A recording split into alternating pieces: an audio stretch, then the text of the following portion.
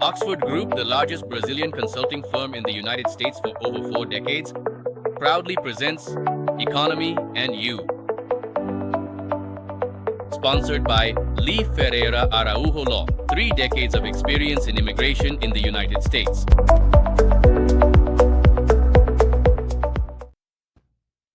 Good evening, dear listeners. Today we have a special program. This is the second program in which we do a kind of comparative analysis between Mercosur countries. In the first one, as you may remember, we had a very well done analysis regarding Paraguay. Why Paraguay is growing, how it is growing, the way Paraguay attracts capital from various parts of the world, particularly from Brazil, and how it has achieved a truly significant level of economic growth. Today, we are going to try to analyze, from an economic point of view, the successes, the difficulties, the failures, and what 2 governments with similar perspectives, since they are part of the same economic ecosystem, which is Mercosur, have adopted and what the results have been. What do Brazil and Argentina, aside from our traditional football rivalry, which unfortunately is not so favorable to Brazil, have to show us about these differences in point of view? For this, we invited our always dear friend, the encyclopedia of the Brazilian economy, SAMIR KEEDI, to present this situation to us in a special effort of his to bring us the numbers of the Argentine economy, comparing them with Brazil so we can see what comes of it. Samir, thank you very much for being on our program. Barbieri, I'm the one who should thank you for yet another opportunity to be here, right? So I'm always here from time to time, which for me is an honor, right? I mean, I really appreciate your esteem for me. Thank you very much. It's an honor for me to be here. Thank you, Samir. You are the one who truly honors us with your knowledge and, as always, your attentiveness to our invitations. Samir, we need to compare the economies a bit. The economies are changing in South America in general, right? So we have seen changes in political direction and consequently in economic conditions. It's happening in Chile, it's happening in Bolivia, and it will probably happen in Colombia. But yeah, our main trading partner is Argentina. Each country has its own different national project line. So Argentina was in a catastrophic situation, right? Yes, with runaway inflation, a declining level of economic activity, general impoverishment of the population, and it adopted a new economic model with the election of the current president. And Brazil, which had been experiencing a period of economic stability, took a notably different approach under the current government, at least regarding the nation's economy. So our challenge today is to compare realities and results, right? Let's start with the main point that's on the public agenda, economy and national sovereignty, right? We have a Brazil with a trade surplus, fortunately, and an Argentina that is also running a surplus. Brazil is doing everything it can to reduce its commercial ties with the United States and significantly increase them with China. And Argentina, on the other hand, is seeking to increase its commercial partnership with the United States without harming its trade relationship with China. What do the numbers tell us about this so-called situation of national sovereignty in the economy? Well, national sovereignty is, at least for me, quite a relative issue, right? I mean, what exactly is national sovereignty, right? So I'm not going to define what national sovereignty is here, right? That's not the point, but everyone has their own view on it, right? Our government has a certain view of national sovereignty with which I obviously disagree, and I disagree strongly. But as I said, let's not get into that issue. But national sovereignty is something that, well, has been talked about a lot. The government talks about it all the time, and I believe they don't even really know what national sovereignty is, right? For example, just to illustrate, I'm not trying to get into it, but when you have a country where wages are so low that people can barely afford to eat, I ask, is that national sovereignty? So you see, it's an internal matter, right? I mean, that's it. But the point is, we have some very serious problems. And we see that we had the same problems as Argentina. I don't know if they were worse or not when we followed the same ideological line, right? In 2023, Argentina decided to change its ideological direction, elected a different kind of government, and from 2024 on, things changed radically. So we start to realize that issues like the economy, growth, and development are purely ideological matters, right? Because from 2024 onward, they took completely different paths. And you just have to look at what has happened since the early 1900s in various countries, even up to today. The ideological line determines everything, right? So if you consider the ideological line, I mean, national sovereignty is an ideological line. I don't know if it is or not, but notice that with two different governments, things changed radically, right? In terms of numbers, let's go.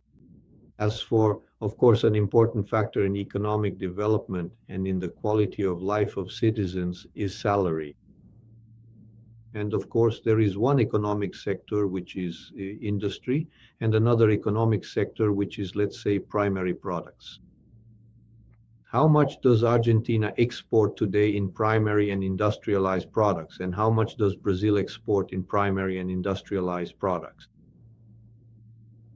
Look, today our exports are more or less split 50-50, right? Roughly 50% primary products, 50% industrialized products, right? More or less. Actually, it's about 49, 51, 49 for primary products, but it's pretty much divided. So this is something that has happened only recently, since around 2009, because back in the mid 1970s, we became an industrialized country. And in 2009, we went back to being a primary goods exporter due to the huge demand from China for primary products. And we think it's a great achievement to make as many sales as possible. In other words, our agribusiness might be the best in the world today.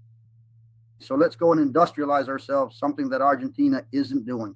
For example, we export soybeans and Argentina processes the soybeans, selling oil, for instance, right? So what we have today is 50-50, while Argentina has about 27 or 28% in primary goods and over 70% in industrialized products. So you see, that's what makes the big difference, because primary products are very cheap, right? And what creates jobs and drives development is industrialization. So if we took all our soybeans, oil, and everything else and processed them, we don't even have enough industrialization for our own needs. We have to import petroleum derivatives. So that's what makes the big difference. And in the end, when we look at the foreign trade of both countries, we think Brazil is doing better than Argentina, but it's not, right? When we look at the numbers, we see that we export much more than Argentina, obviously, and have a larger trade surplus in absolute terms. But I always say that absolute numbers mean absolutely nothing. For me, everything in the world is relative. So when we look at things relatively, Argentina is doing much better. Their exports are higher, their trade surplus is greater, right? Why is that? Because they have industrialization, right? So for me, absolute numbers never mean anything in any sector or anything else. What matters is the relative value. And Argentina is doing much better in foreign trade, even though you don't see anyone talking about it or commenting on it. Why is that? Because people look at absolute numbers. We have a population more than 4 times that of Argentina. We have a territory twice as large as Argentina. They are a third of our size. So people are looking at the wrong number. This is the big problem with our analysts, our economists, who always use the wrong numbers, right? The absolute ones. And Argentina is doing much better than we are in foreign trade.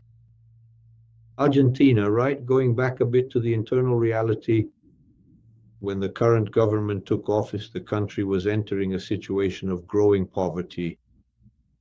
It was no longer that Argentina we like to visit because it felt like Europe, right? Argentina was in decline, poverty was taking over, and so on. It is said that Argentina was reaching an almost enviable poverty rate, even when compared to Africa, right? In terms of the evolution of the poverty rate, do you have any indicators that can guide us in analyzing Argentina's poverty rate, what it was, what it is now, and Brazil's, what it was, what it is now, considering that we have 2 governments whose terms more or less coincide in their start and end dates? Look, Barbieri, the poverty level in Brazil is reported as 23% by the IBGE. In the Argentine index has their poverty rate at 53%. That's in 2024, right? In 2025, you see that we still have our same poverty rate of 23%, and they reduced theirs from 53 to 28%. But in reality, our poverty rate is not 23%. I would say, perhaps to the surprise of many people, that our poverty rate is actually around 70%. Then someone might ask, hey, but where are you getting these numbers 70% so different from the government's? In fact, in all our previous programs and articles you read everywhere, my numbers are always very different from the government's, right? So, well, Samir, maybe you're wrong because you're alone against the entire government, but let's go on. What does Brazil consider poverty? Anyone who earns less than 665 reais per month. Guys, 665 reais per month, you can't even buy a basic food basket with that. What is considered poverty in Argentina? Poverty in Argentina, comparing the index with our IBGE, is set at 1,900 reais. In other words, a poor person in Argentina is someone who earns less than 1,900 reais, and a poor person in Brazil is someone who earns less than 665 reais. If we align this and consider that 1,900 reais is still considered poverty, as the Argentinians do, our poverty rate would be around 70%. So it's because our poverty, man, is much higher than Argentina's, but they report it as much lower. Why is that? Because come on, how can someone only be considered poor if they earn 665 reais or less? That's absurd. It really is. 1,900 is poverty, man. And speaking of the population in terms of unemployment, Argentina has an unemployment rate of 7.5. Yeah, Brazil is at the lowest unemployment rate in its history. So do you feel that, at least in terms of unemployment, Argentina is worse off than Brazil? Look, I wouldn't say that again, you know? I mean, it seems like I'm going to keep disagreeing here, right? So our unemployment rate is 5.6%. Argentina's is 7.5%, but we know how unemployment is measured in Brazil. And, you know, that's a very strong criticism of mine in various articles and programs. The problem is that IBGE doesn't ask the right question. I don't know if they don't know how to do it or if it's something else. I'm not going to get into the details either. But the question is, what is unemployment in Brazil? In my opinion, Samir and I have articles from about 20 years ago on this, which I revisited some time ago. It's around 60%. Come on, Samir, but wait a minute. The government says 5% and you say 60%. The issue is the question, because IBGE asks people all sorts of things. Are you looking for a job? Those who receive government benefits, which is no less than a staggering 94 million Brazilians, almost half the population. This is absurd, supported by 40 million formal jobs. So this person who receives government benefits doesn't look for a job. So they're not considered unemployed. So according to this, everyone who receives Bolsa Familia is considered employed. So what should the question be? Are you unemployed? That's the real question that IBGE doesn't ask. What is someone on Bolsa Familia going to say? I'm unemployed. So in my opinion, unemployment, or from what I see among people on Bolsa Familia, is around 60%. It's nowhere near 5%, right? In other words, Argentina's rate of 7.5% still represents a high number for a developing country or for Latin America, but it's not that serious.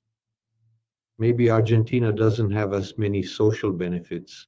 What do you attribute this situation to? In this last government in Argentina, the current government, did they reduce social benefits and employment improved, or is that not exactly what happened?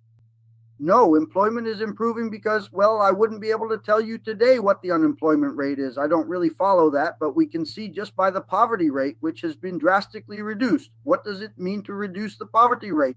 It means people are working, people are earning. So if you increase employment, and in Argentina it increased a lot, otherwise poverty wouldn't have gone down, right? So it's obvious that the level of unemployment is very high. Obviously, it's very high, but considering the governments they've had over 1 or 2 decades, maybe the destruction of the country wasn't as severe, right? So because it should be much worse. But I mean, about this figure, I don't really know, right? I won't say I do. I actually haven't checked. But certainly if things improved a lot, this 7.5% should be much higher, maybe 10, 15, 20%. I don't know. But the fact is that they are growing and we are not. We are stuck here, actually. We've been stagnant for 46 years, considering 2026 already, since we won't grow more than about 2%. So I believe that Argentina's unemployment rate is much more tolerable, even though it's officially higher. Why? Because it is going down. And in Brazil, it is not going down. So when you make this comparison, it's obvious that Argentina is doing much better, right? Look, pretty soon you're going to get a red card because Look, if I get a card, it's so much Argentina that I'm only rooting for them.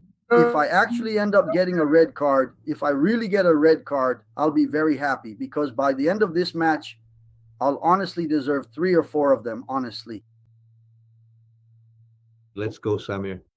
In terms of inflation, the Argentine government took over with inflation in 2023 above 200%. It was a disaster.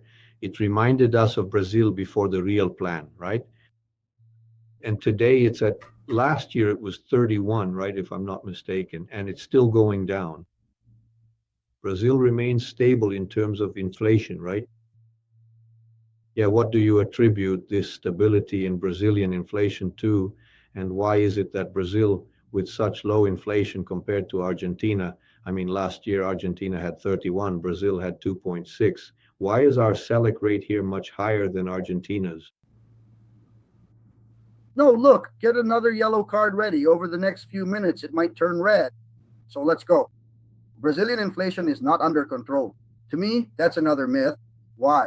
Because we have much higher inflation than what the government projects. In fact, what the government projects is also a fallacy, right? And we can discuss that too. I have a bunch of articles on it. The inflation target in Brazil is 3% with a margin of 1.5 percentage points up or down. It's absurd that the country does this. I mean, at most, in my opinion, maybe it shouldn't even be the case. 10%, let's say. Then yes, 10% of 3 is 0.3, so it would range from 2.7 to 3.3. But no, we have 1.5%, meaning we have a 50% tolerance, right? So it ranges between 1.5 and 4.5.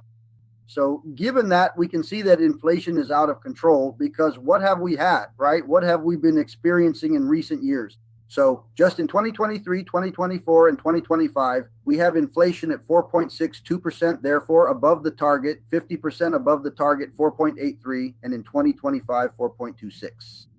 That is always above the target. So to me, this is absolute lack of control. It's 50% above the average. So what do we see this year here? This year, we had 0.33% in January, 0.70 in February, 0.88 in March, 0.67 in April, 0.58 in May. You can see it's going up, and now we had 0.16. In other words, what have we already had so far this year? In 6 months, 3.36%. Everything indicates that it will be above those 4.60, 4.80, because I don't believe we'll have just a little over 1% in the second half of the year. Well, what about Argentina? Argentina has a much higher inflation rate, but what matters isn't that it's higher. What matters is the improvement. So that's the point. So in 2023, before Milei, Argentina had 211% inflation. With Milei in 2024, it dropped drastically to 118%. That is half. And now it's dropped from 25 to 31%. And what do we have this year? In January, 2.9, February, 2.4%, in March, 3.4, April, 2.6, May, 2.1, and June, 1.9. So look at what happened in these last 4 months here. 3.4, 2.6, 2.1, 1.9. In other words, 16.8 for the semester. But the trend is downward because it's falling, so maybe it'll end up around 20%. So while theirs is high but coming down, and what matters is that it's dropping, improving, ours is going up. So notice that this year we will probably have higher inflation than in recent years. So I always compare, I always look at it, my style. It's not about the size of the thing. It's about whether it's improving or not. Is it getting better? Theirs is, ours isn't. That's how you make the comparison. That's why I say I'm always different, right? I mean, my way of analyzing things is always different. When I say that the country has 60% unemployment and not 5, when I say that Brazil's tax burden is around 60% and not 33, you know all this. Yes, I make different and realistic analyses, always based on comparisons and not on absolutes, which to me mean nothing. Absolutes mean nothing. I'm going to ask for 15 seconds for our commercial break, and we'll be right back.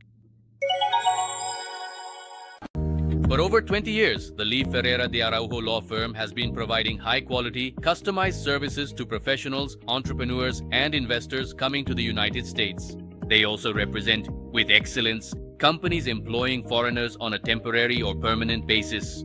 We understand that each client's case is unique and requires a specific approach. We maintain clear and objective communication with the client. Contact us to find out more. leaflaw.com. Samir, thank you, Norami, for being here with us. We're going to keep putting you at risk of getting a red card here. Let's get back to the topic of public accounts. Well, many economists argue that our Selic rate remains so high because the government's fiscal accounts and public spending are, well, currently in a very precarious state. In other words, we spend more than we should, and as a result, we have to control inflation, even if at levels above what was expected through the Selic rate, because otherwise the inflationary explosion would be significant. Comparing Brazil a bit with Argentina, which was in a catastrophic situation in terms of public accounts, right? How are we doing? Is Brazil still spending more than it should and Argentina less? How do you see these numbers? Well, there's no doubt that we spend much more because you just have to look at what's happening with the national debt. In 2023, yes, at the end of 2022, right? The public debt was a little over 8 trillion reais. And today it's, well, not today, up to May, right? Since the numbers for June haven't come out yet, up to May, we're at 11 trillion 996. That is 12 trillion. So that's practically 4 trillion raised in 3.5 years. So the debt went from 80 to 92.16%. So we are still spending much more, way beyond our means. The debt has never grown so much, except during the period from 1995 to 2002, when it went from 88 billion to 1.1 trillion. That is, in a single 8-year government, it increased 12-fold. So from that point on, it more or less stabilized, still growing, of course, but never like now. So in my opinion, that's what's causing the inflation. That's what's causing the problem. It's not that the Selic rate has to be high in order to control inflation. The Selic rate is actually causing harm because this year, in the last 12 months, we paid 1.1 trillion reais in interest. Man, what could you do? What would you do for the country with 1.1 trillion? So in my opinion, the Brazilian tax burden wouldn't need to be more than 22, 23, 24%. The United States has a tax burden of 25, 26% and lives very well. So the debt is very large, but there's a lot of lying out there. You only ever hear about a debt of a little over 8 trillion. But what about Argentina's debt? Argentina's debt, as incredible as it may seem with all its problems, is $480 billion, while ours is $2.3 trillion. But Argentina's is 70% and ours is at 92%. Argentina's problem, right, is different from Brazil's because Brazil has a large domestic debt and a smaller foreign debt of 430 billion from the government, while Argentina's foreign debt is $180 billion. In other words, 180 in foreign debt, 300 in domestic debt. But I actually think they're much better off because their foreign interest rates are much lower than ours. So, but anyway, considering everything, we're at 92% and they're at 70%. So you see that they're even better off in that regard, right? And with a foreign debt larger than the domestic one. So you see, there's no aspect in which Brazil is better off. It's hard for us to try to make excuses, right? So I'm saying a red card could be shown here. Whenever you want, go for it, man. There's no way around it, right? I don't make up the numbers, right? The numbers are produced by the governments, not by me, right? In this case, regarding the debt, some time ago, in defense of the country's interests, or at least that's what was said, Brazil exchanged a significant portion of its foreign debt for domestic debt. So at the time, there was a lot of criticism about this swap because we were paying less than 3% interest on the foreign debt and already paying about 3 times more than that on the domestic debt. Today, we pay more than 14% on the domestic debt, and the foreign debt, well, remains at a much lower rate. In Brazil's case, this has also been a factor in increasing the public debt because apparently it's unfixable, right? Because Brazil doesn't currently have the capacity to generate resources to reduce the domestic debt, or does it? No, there is absolutely no chance of reducing the domestic debt. That's just not going to happen in the coming years. Especially because, I mean, just look at what happened from 1994 onwards. The debt was 88 billion reais By 2002, it was already 1.1 trillion. In 2006, over 3 trillion. And today it's at 12. So you can see that it never went down, right? So it kept growing over time. And today, I mean, there's not the slightest chance, because you see, when you have a government that spends much more, but let's say it managed to balance things out. Even so, you have 1.1 trillion reais in interest per year. So, I mean, there's no chance of it decreasing, because the very payment of interest keeps feeding into it, right? So you see, if we didn't have such a high interest rate, maybe we wouldn't be paying so much. Let's say if it were 6 or 7%, let's say in line with inflation, maybe a little more, we would still be paying, in any case, 500 or 600 billion reais in interest. So it doesn't help. There's no way. It's growing. It has never decreased. There's not the slightest chance. In this issue, some time ago, we paid off the foreign debt. Well, that's Brazilian economic intelligence for you, from those who have no economic intelligence, right? Because you go and pay off the foreign debt on which you pay almost no interest and turn it into domestic debt. I mean, that's the height of the absolute peak of economic intelligence, isn't it? So it makes no sense at all. And then there's no such thing as Brazil not having foreign debt. That's another fallacy, right? Because in reality, the government owes about $430 billion in foreign debt, and the private sector also owes around 440, 450 billion. So Brazil's foreign debt is about $870 billion. So yes, we do have foreign debt. Of course, compared to the domestic debt, it's much smaller, but it's still quite a large debt. So there's no chance of it decreasing, right? Argentina seems easier to reduce because they're saving now. You see, they've had a primary surplus for several years, which we haven't had, right? So, and their largest debt is foreign. So Argentina, again, is in a better position. In terms of risk, do you see a risk either for Argentina or for Brazil or both of not being able to honor their domestic debt? Look, Brazil has absolutely no way to honor its domestic debt, just for the simple fact that in merely 31 or 37, 38 years, that is, you go from a debt of 88 billion in 1994 to May of this year, 12 trillion. You can see it's unpayable. There's not the slightest chance, right? So, and Argentina, no, Argentina, we keep spending a lot, right? The government spends a lot. It increased by 4 trillion just in this administration in 3.5 years. Argentina, no, Argentina is actually doing things about this. For example, let me give you some numbers from where is it here? Because there are so many numbers, like I said, from here to here, that I had to keep making notes, right? Because there's just no way here. So let me see where this is, because I'm already getting a bit lost here. Look at that. So yeah, I saw here the issue of, oh my God. Because let me tell you, you can't have all the numbers memorized, right?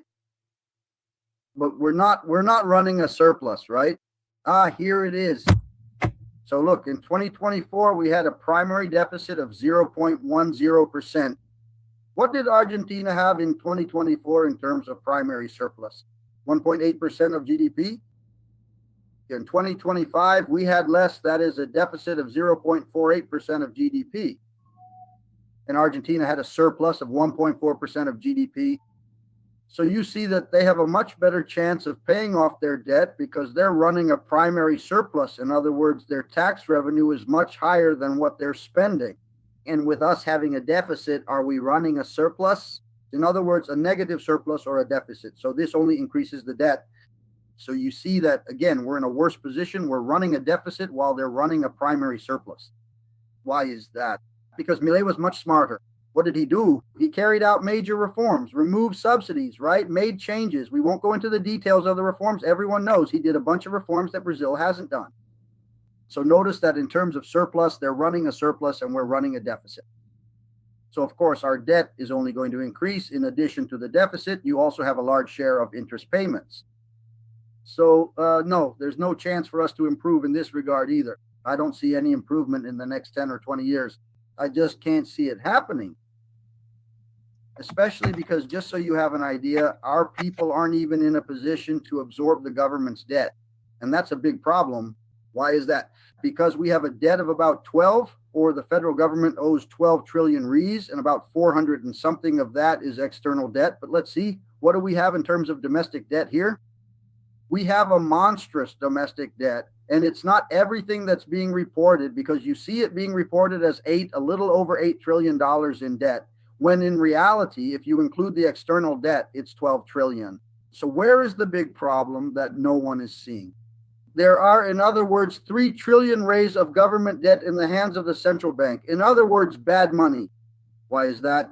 Because the government has $12 trillion of bonds issued and the public only absorbs a little over 8. So the central bank has to absorb 2.9 trillion. So you see that in the coming months, maybe no one will have money left to buy debt and the government won't be able to issue more debt. Do you see? I mean, if 3 trillion is inside the central bank because Brazilians can't buy this debt, how are they going to keep issuing more debt? And they will keep issuing it. The risk of collapse is huge.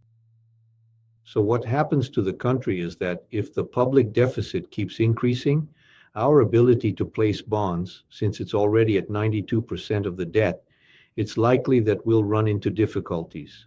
Either we offer higher interest rates, seek external capital, or issue more debt. I think those are the main alternatives. Exactly. Is it possible that Brazil might already have trouble rolling over this debt as soon as next year? Look, in my opinion, we're already having trouble now because when 3 trillion out of those 12 trillion are inside the central bank, it's because people can't buy them anymore. They can't roll them over anymore. I mean, the probability of a default is enormous. I don't know if it will be in 2026, 2027, or 2028, but the probability of default is enormous because the debt is unpayable, as I showed with the numbers increasing 3 trillion inside the central bank. In other words, the government is spending, meaning the people can't afford to buy. And how long will the central bank keep absorbing it? So in my opinion, there is no longer any way to roll over the debt in the coming times. I mean, I think the issue of default is not gone. It's just invisible. In my opinion, it's very visible.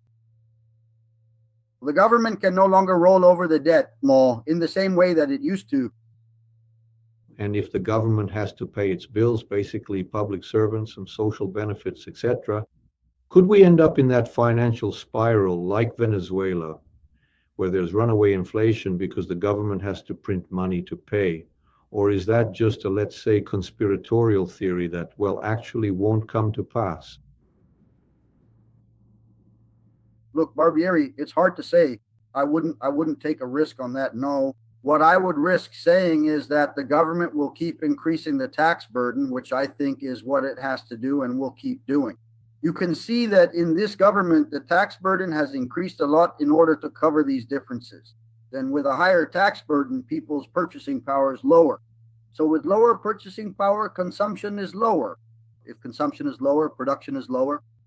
So, I mean, we're going to get caught in a vicious cycle of higher unemployment, possibly, and no one being able to buy anything at all, right? So the government is on a completely misguided path and heading straight for planet Venom, Saturn, and all the rest. In other words, Saturn is much, much bigger than we are, right? And crashing into Saturn could mean total destruction. Things are complicated. Let's move away from this explosive topic for a bit, or else we're going to get 2 red cards. In terms of per capita income, well, Brazil has improved, Argentina has improved, this economic structure has favored improvement. What numbers do you have there about like the average salary of the population, individual per capita income?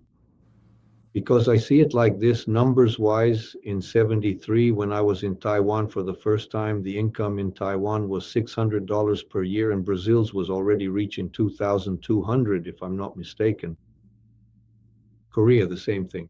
Today, Korea has a per capita income of about $50,000, and Taiwan is around that as well. And Brazil is, I think, at 12, right? Yeah, which represented a very positive change for Asia. Argentina's per capita income has deteriorated. So how are we doing in terms of Brazil and Argentina in that regard? Yeah, the super Brazilian per capita income is around those $12,000 you mentioned. And Argentina's deteriorated per capita income is at $14,500. In other words, their per capita income is higher than ours, right? By about 20%, right? It's at 120% of ours. The average annual salary of a Brazilian is $6,600. In Argentina, it's $17,400. So you see, I mean, there's no way around it. We tend to think that Argentina is worse off than Brazil, but it's actually better than Brazil in every aspect, right? Including salary. you see that their salary is 3 times our annual salary and their per capita income is higher than ours. But the mistake with looking at the absolute numbers is what misleads everyone. Oh, Brazil has a GDP, right? Much higher than Argentina's. Okay, we have a much higher GDP than Argentina, but our population is also much larger than Argentina's. Their population is 22% of ours. So when you see that it's 22% of ours, our GDP, right, in dollars is about $2.5 trillion. Theirs is $688 billion. But compared to the population, if you take our index, Brazil at 100, theirs is 28. In other words, if their population is only 22% and their index is 28%, they're doing better than we are. When we look at per capita income, it's the same thing. Ours is 12,000, theirs is 14, 120%. When we look at average salary, theirs is 163% higher than ours. So their lower numbers are due to their smaller population, but their smaller numbers are actually bigger than ours in relation to their population. It's like I always say, you should never compare anything in absolute terms in life, nothing. You should only compare things relatively. Just to digress a little, it's like people say, oh, in 4, 5, 6 years, China will catch up to the United States and have a bigger GDP than the US. China is not going to have a bigger GDP than the United States, not even in 100 years. Why? Because they have 19 trillion. The United States has 32, but they have a population of 1.4 billion. The United States has 350 million. So when you compare that, their per capita income is $13,000, while in the United States, it's $80,000. For them to reach that, not even in 100 years will China catch up to the United States. They would have to have $120 trillion today to match the United States. So when you compare the absolute numbers, nothing adds up. That doesn't exist. That's nonsense from people who don't understand economics, who don't understand numbers, right? Well, that's true. Well, Florida, where I have the pleasure of living, just reached this past week the level of being the 14th largest economy in the world with 22 million inhabitants, right? And soon by 2030, it will be the 10th largest economy in the world, God willing, and if no one gets in the way, which will give us the privilege of having a state bigger than at least all the countries in the world except 9. Let's go. Samir, wow, talking to you is something else. Time just flies by and we don't even notice. Not that I want to, but I'm going to give you a green card now. So how do you bring your comprehensive economic analysis of the major South American nations of Brazil and Argentina to a close? And what kind of lasting impact and professional legacy would you like to leave behind for our dedicated audience members listening today? Look, Barbieri, the only thing that is truly going to make Brazil change is a fundamental and deep change in our ideology. We see that all of Latin America, or at least all of South America, has changed and is improving. We have not changed, and from what I can tell, it does not seem like we are going to change this year. I hope we do, but we really need to change. We need to cut government subsidies, and we need to put an end to all these various government benefits, right? We need to make the economy real and stable. Simply cannot be fictitious anymore. When you have 94 million people receiving government benefits, that's fictitious. In other words, people are eating, drinking, and living on money that isn't theirs and shouldn't be theirs. It should belong to the economy. So what we need to do is radically change things, put an end to all the benefits, right? And someone once said to me, man, are you crazy? Do you want to starve all Brazilians to death? No. I thank God at conception I got in the brain line, as I usually say, and I was born with a good brain, right? So I would say the following. Even back in 2013, I don't know if you're familiar with my articles, If I Were President 1, If I Were President 2, If I Were President 3. There were 3 articles in which I said, man, if I were president, the very next day I would end all these benefits and put people to work, because we have one of the worst infrastructures on the planet. We have a terrible transportation system. We don't have railways. Our roads are dreadful. I would end Bolsa Familia, for example, one day, and the next day, some people would go build and repair roads. Others would build railways. We would create our waterways. In other words, I would put people to work, improve everyone's lives, because they would have a salary, a severance fund, a 13th salary, and Brazilian infrastructure would improve. So we do have a way to make this happen. The issue is political will, and it seems to me that this has been lacking in Brazil since our discovery in 1492. You know my theory about the discovery, that it wasn't in 1500, right? In Brazil, not even April 22nd is a holiday. So it's a fallacy, isn't it? Samir, thank you very much. Dear listeners, we have just had the privilege of Samir's excellent analysis, always rich in numbers, a very realistic assessment of the situation, and I hope this helps us to mature the idea that we need a Brazilian state-level plan, regardless of who is in government. We need Brazil to grow, to share this wealth with its people, and to give them the means to truly improve their standard of living, their level of education, their healthcare needs, and so on. Good night to everyone. Stay with us, and we will always have new and interesting programs for all of us. Good night.